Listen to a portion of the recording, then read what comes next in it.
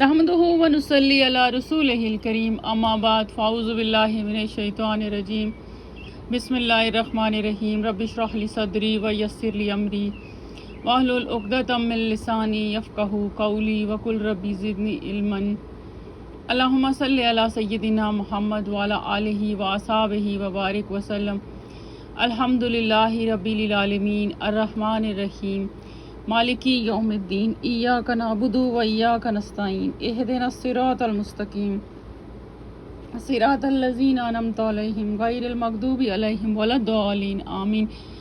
Muhammad Mustafa sallallahu alaihi wasallam is the greatest benefactor of humanity. Verily you, O Muhammad, are at the exalted standard of character. Wa innaka la'ala khulqin azim.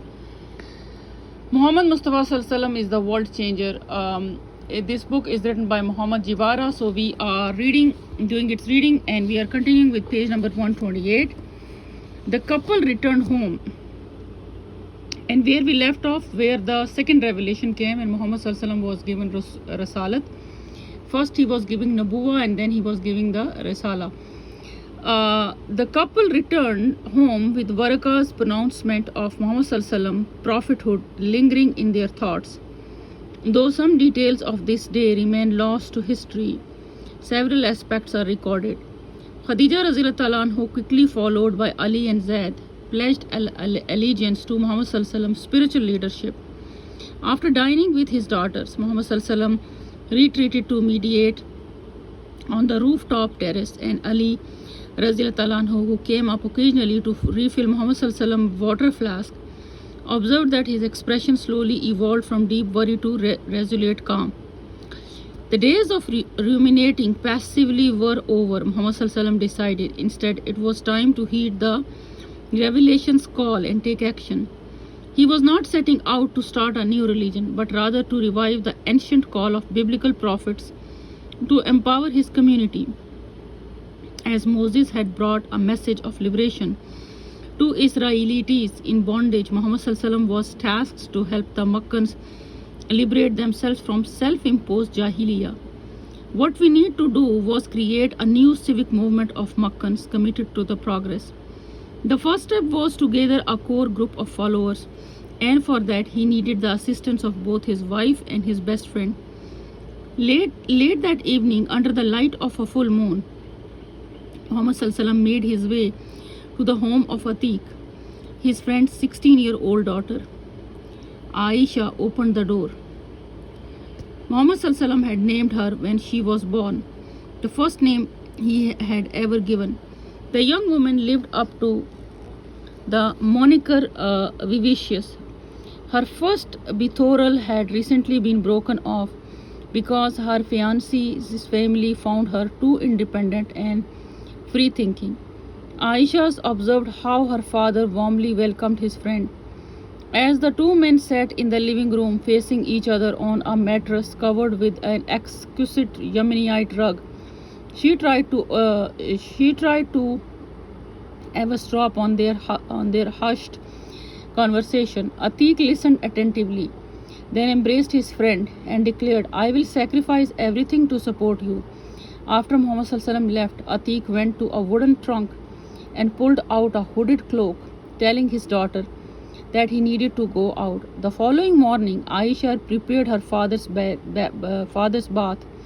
He had been out late for what seemed to be a mysterious series of meetings, yet he dashed to the market early with great enthusiasm. Intrigued, Aisha donned a white hooded mantle and followed her father at a distance. At the market, she watched as he went from stall to stall, engaging in deep conversation with three renowned merchants: Usman bin Affan, Abdul Amr bin Auf, and Musab bin Umair. Usman was a sensitive young businessman who had shared his frustrations with Jahiliyyah with Atiq, while his relatives, the Banu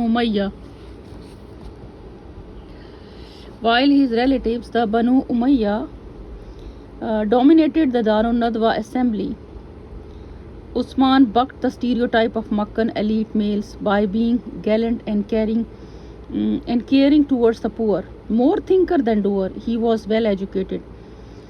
Abd Amr was an economic genius who hailed from a wealthy family. His mother, Ashifa, was the expert midwife who had delivered Muhammad 4 decades earlier. And his wife had hired tutors to ensure Abd Amr was learned in poetry and mathematics. His discontentment with Jahiliyyah was shared by Musab, another well-educated young man who felt like a prisoner in a gilded cage, smothered by a domineering mother who showered him with material objects but starved him of emotional affection. Musab's late father, Umair, was a childhood friend of Muhammad. That evening, the young man made their way one to Muhammad's home, part of a stream of superstitious nocturnal visitors. They wore hoods and walked in the shadows on moonlight streets to avoid being recognized. Zaid waited by the front door to lead them into the house main salon, where Muhammad and Khadija sat together at the center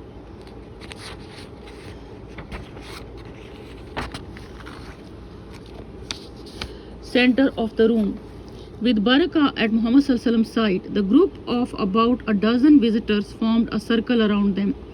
Like Atiq, Khadija had also recruited several of the evening's participants. Muhammad chanted his first revelation for the astonished group and advised them to keep it secret, to share it with only carefully chosen residents of Makkah who might be open to the message. There was electricity in the room as the small group formed a new community of purpose around the Prophet in their midst. Muhammad added to the energy by bestowing upon Atiq the new name Abu Bakr, the first one, in recognition of his being the first outside Muhammad family to accept the call to blossom.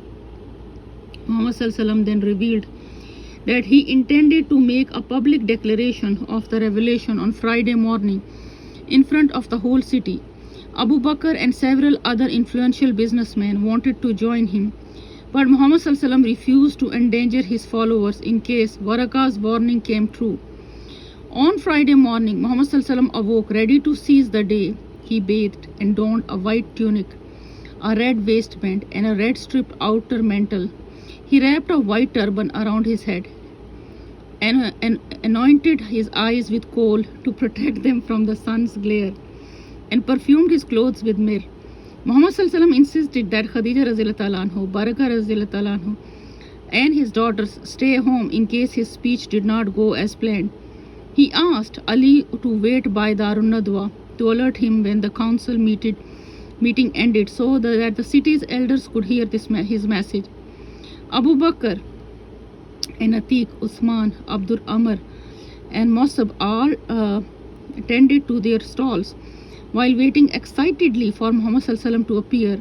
They watched as Muhammad walked into the market, his confident stride and elegant robe turning heads as he passed through the crowd. Everyone watched as he advanced towards Abu Qubais. Head high, he stepped up to the civic podium, fulfilling the root meaning of the name his grandfather had bestowed on him 40 years before, to stand on a platform and model behavior to inspire action in others. The Makkans streamed towards him, and when a crowd had assembled, Muhammad asked, "If I were to tell you that a great army was advancing from the distance to annihilate you, would you believe me?" The crowd answered, "Yes, for you are truthful and trustworthy." The Makkans knew Muhammad was honest. After all, he was the one person they trusted to maintain the city's only safety depository. But they also knew he had withdrawn from civic affairs. Why had he disappeared, and why just as suddenly had he reappeared?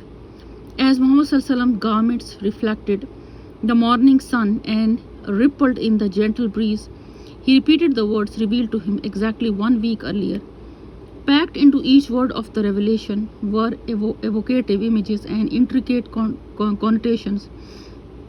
The passage began with a message of hope during the winter. Plants appear to be dead, yet the return of spring reveals that they have instead been waiting for the right moment to unfold themselves and begin flourishing again. He invoked the word Rabb, the term for mentor, someone gently bestowing drops of water at the base of a new plant and then providing wooden supports to guide the plant's growth. He reminded his audience that they were not alone. True blossoming required engagement with other living things. The word Allah evoked a vine clinging to a tree as a natural example of symbiotic growth. The vine elevates itself without harming the tree. To pursue their potential, people need to connect and incorporate, learning from one another and combining existing ideas to forge new ones. To ease the fears of his audience, Muhammad ﷺ issued the revelation as a source of comfort. The passage repeated the words Ikra Hamza to emphasize the centrality of blossoming, and then used the word Akram to evoke a vineyard. For Arabs, vineyards symbolized tranquil places to find peace and safety. Drawing on the previous verses reference to vines, this verse described a place where the fruit of vines is transformed into something pleasant and nourishing. The activities of vineyard constituted a nice sage into the next verse's emphasis on process. The term Alama evoked a grand mountain Alam, symbolizing both the stamina required to reach the summit and the durable memory Makkans sought to secure for themselves.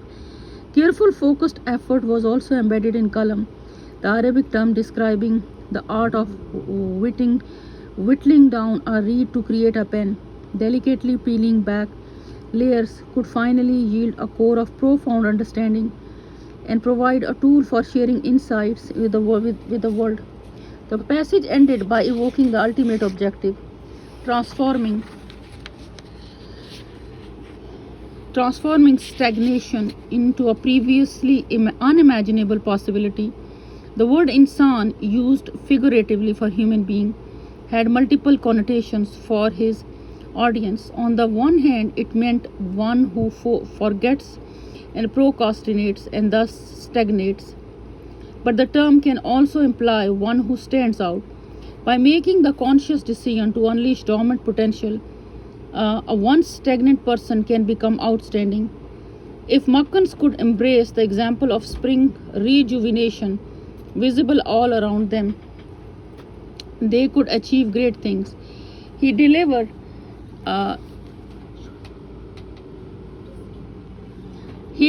the call to blossom forth with the passion of a man who had achieved liberating clarity after more than 3 years of painful struggle.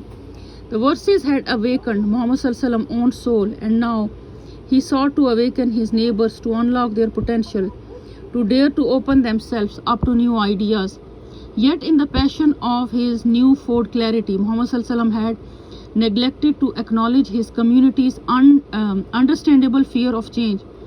Surrounding the Makkans was intense warfare between the Byzantines and the Sasanians that threatened the safety of the annual caravans and might even end the Makkans' prized tax-exempt status in Damascus. In a dangerous world, most Makkans saw no reason to abandon the successful policies of their ancestors. Nothing in Muhammad ﷺ's declaration recognized those concerns. His message jumped straight to a bold new solution, one so abruptly shocking that few Makkans were prepared to even consider it. After allowing the final chanted verse to linger in the air, Muhammad ﷺ looked down. The crowd below was silent. Many more puzzled expressions. The Muhammad ﷺ uncle Abdul Uzza, the man who had rushed for fresh dates and when Muhammad ﷺ's mother was in labor, broke the silence. He barked, Taban Allaka ya Muhammad. Damn you, Muhammad ﷺ. In this way you have gathered us here, talking us away from our work during the busiest time of the day just to tell us this. The crowd broke into laughter and began to disperse. Abu Bakr felt his heart break as he silently observed the humiliation of a new Prophet ﷺ. He wished he could embrace his friend, but Muhammad ﷺ had warned his followers not to publicly associate with him. Abu Bakr glanced over at Amr bin Hisham, the abusive elder. Muhammad ﷺ had challenged with the Hilful Fudul pact The man wore a sardonic smirk. Amr bin Hisham was involved in Hilf al-Fudul.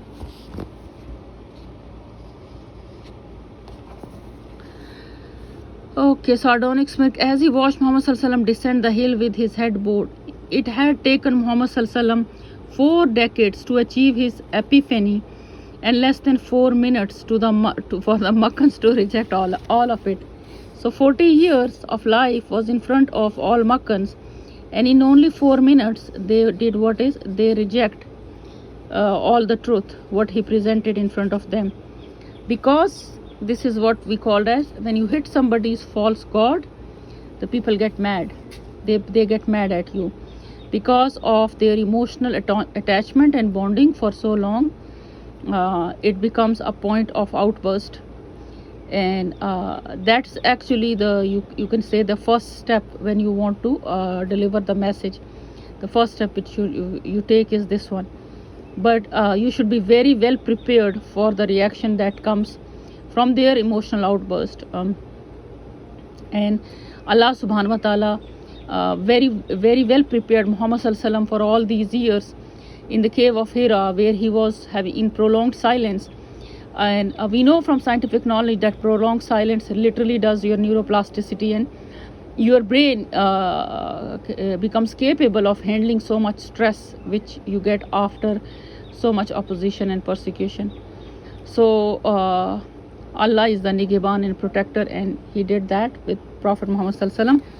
So I'm gonna stop this video here. Inshallah we are about to finish the next chapter. Till then, Allah Hafiz. Inshallah I will see you in the next video. Nashhadu an la ilaha illa anta wa nastaghfiruka wa natubu ilayhi. Assalamu alaikum wa rahmatullahi wa barakatuhu.